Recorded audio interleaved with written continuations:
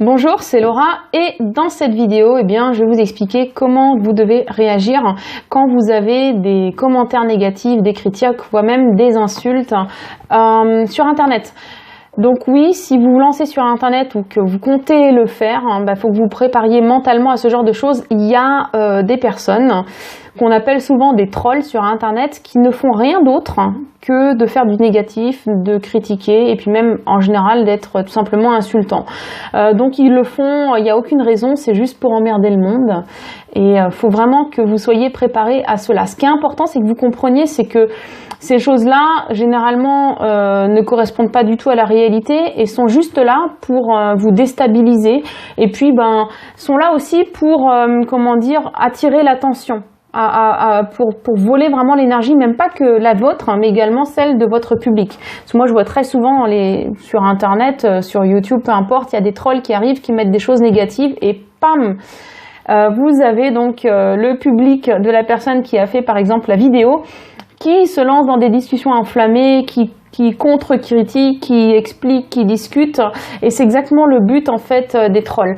Donc quand vous avez ce genre de choses et que vous ressentez tout de suite que c'est quelque chose qui est fait là pour vraiment pour troubler quoi, pour des fauteurs qui est là en fait en tant que fauteur de trouble, ou bien que vous voyez que c'est quelque chose qui vise à blesser, à insulter, à diffamer, peu importe, c'est des choses auxquelles vous ne devez attacher aucune attention. Et moi je vais même plus loin, c'est des choses en fait que vous devez effacer et vous devez bloquer leurs auteurs. C'est très important parce que j'estime que quand c'est des choses qui vont trop loin, en dessous vraiment de la ceinture et qui sont insultantes, voire même blessantes, ça n'a rien à faire sur Internet. Donc moi généralement j'efface carrément ces choses-là, je m'en occupe pas plus que ça. Il peut vous arriver de recevoir également ce genre de choses par email ou par SMS par exemple si vous indiquez votre numéro de téléphone. Là aussi, ne perdez surtout pas votre temps à répondre aux personnes, il faut effacer immédiatement. Je vous assure que moi ça m'est déjà arrivé de recevoir ce genre de choses. C'est vrai qu'au début on se sent, on a envie de répondre, on se dit c'est pas possible, comment cette personne a pu m'attaquer, mais comment ça se fait, puis on prend ça au sérieux et on veut répondre parce qu'on pense qu'on doit se défendre. Or non, je vous assure que c'est vraiment juste ça que ces personnes cherchent, c'est à vous miner vraiment et à vous bouffer votre énergie, voire même à vous démoraliser pour que vous abandonniez.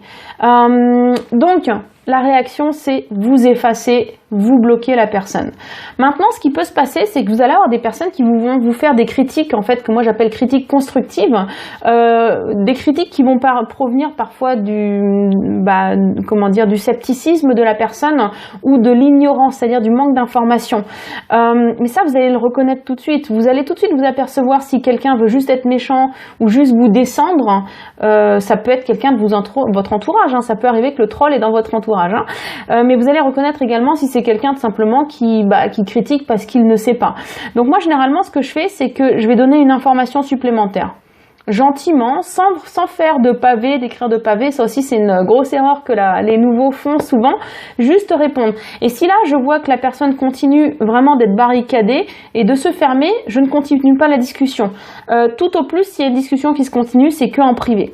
Ça aussi c'est vraiment une erreur qui peut vous coûter très cher, c'est de tenir des longues discussions avec des gens qui sont sceptiques ou critiques publiquement, par exemple sur votre mur Facebook ou dans les commentaires sur YouTube.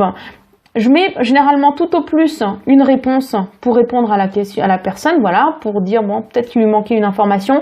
Mais si jamais ça continue, je continue en privé et j'explique à la personne, écoute, je vais pas pourrir mon mur avec plein de commentaires et je continue en privé. Ça c'est très très important parce que si vraiment vous commencez à faire ce genre de discussion, ça peut vraiment décrédibiliser votre business. Il ne faut pas que vous oubliez que vous faites un business, que c'est une affaire, que c'est une entreprise. C'est pas une cour de récréation où on chamaille, où on raconte, où on se répond en fait comme au ping-pong. Donc moi ce que je voulais vous dire par là, c'est que ces choses-là, il ne faut jamais les prendre personnellement, que ça vienne de trolls ou que ce soit vraiment des critiques constructives. Ne les prenez jamais personnellement parce que ce ne sont pas des attaques contre vous directement. Ce sont soit des attaques qui visent tout simplement à vous emmerder, voilà, ou tout simplement des critiques parce que la personne ne sait pas vraiment ou a besoin de plus d'informations. Voilà, donc j'espère que cette vidéo vous a aidé. N'hésitez pas à me mettre en commentaire si ça vous est déjà arrivé d'avoir ce genre de choses. Comment est-ce que vous avez réagi? C'est vrai que c'est toujours intéressant de voir un peu les expériences des autres. N'oubliez pas de vous abonner à ma chaîne YouTube ainsi qu'à ma page Facebook pour ne pas rater mes prochaines vidéos. Vous avez un lien sur lequel vous allez pouvoir en fait cliquer et qui vous permettra de télécharger mon e-book gratuit d'une valeur de 27 € dans lequel je vous explique comment créer un profil Facebook attractif, attirant pour les prospects. Voilà, donc je vous dis à très bientôt pour une prochaine vidéo.